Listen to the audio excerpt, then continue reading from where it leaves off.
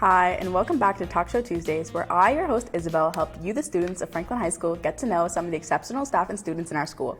Today on our show, we will be featuring a top athletic student who also happens to be Want TV's senior producer, Mr. Cameron Anderson. What's up? How you doing today?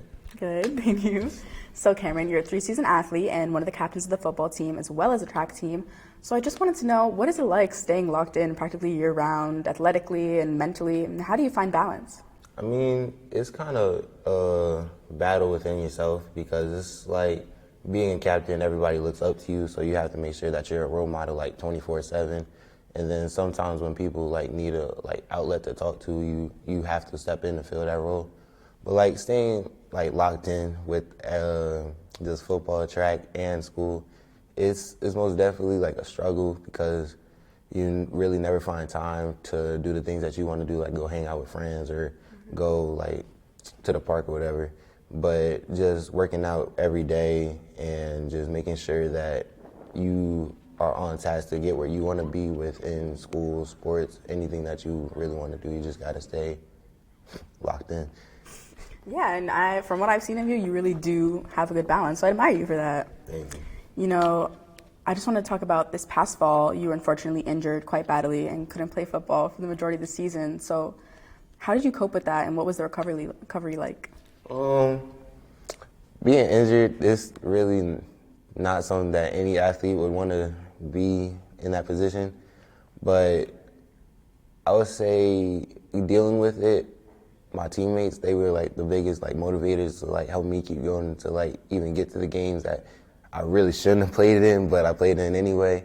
But just being like on a team makes you feel more, per se, like homey rather than just like, oh, you're out on the sideline. Because when I was injured, I was still really like a part of the team because I was like helping coach and everything like that. My position was like linebacker and fullback. So being like injured per se doesn't really stop me from getting to where I want to be, because like later on in life I do want to be a coach. That I already gave me experience for doing all that. But just being around people, that just really kept me going. It's kind of like your family. Yeah.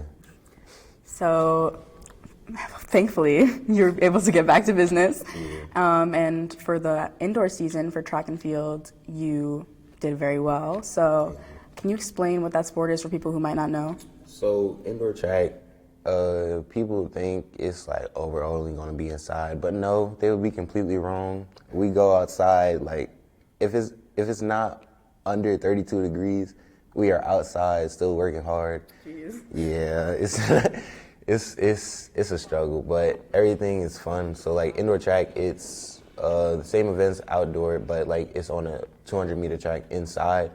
But like the throwers area, it would be completely the same, but the only events for throwers would be shot put for indoor.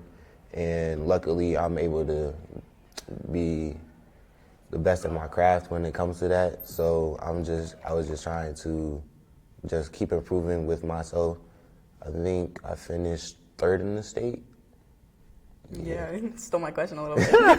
So speaking of that, and you're best at your craft, you got 3rd in states, what you said, and 1st with like a pair. Yeah, so what that was the state relay meet.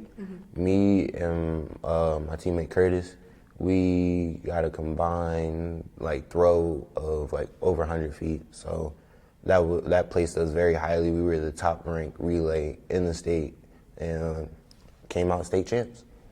Amazing. Can you talk about your meet for when you placed 3rd? So that was the MOCs. So that's Meet of Champions. What that is like everybody from North Jersey, South Jersey, Central Jersey, getting together to compete. Like there's sectional meet that you have to keep going to improve upon, which then if you get past the sectional meet, you go to the group meet, and past the group meet is MOCs.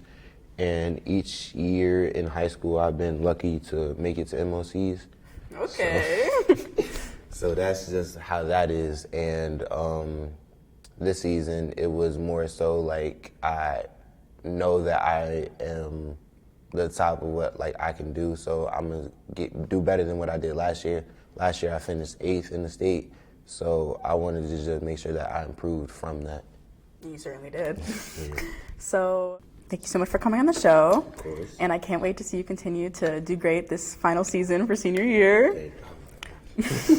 So before we close out, is there any final message you'd like to leave our audience? I would just say, be yourself. Don't let anybody tell you can't do anything, because it's all up to you. No matter what you're doing in your life, no matter where you're at, there's always something that you can improve on, whether it is in school with your grades, or whether it's on the track, or whether it's on the football field. It's something that you can improve on, so never stop working. That's what I gotta say. Well, that's all the time we have for today. Stay tuned for our next episode featuring another exceptional Franklin student who's making great strides. And with that, I'm Isabel, and I'll see you in the halls, Franklin.